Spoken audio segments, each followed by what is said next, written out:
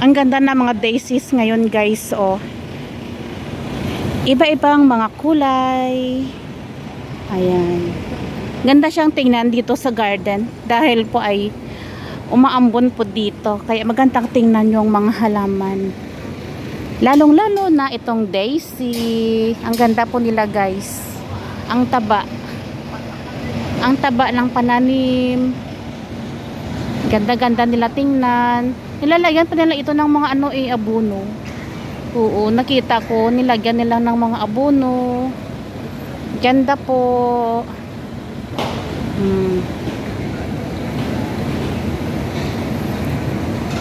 Dito lang iyan makikita sa Siongsoy. Thank you for watching guys. See you po. Bye bye. God bless.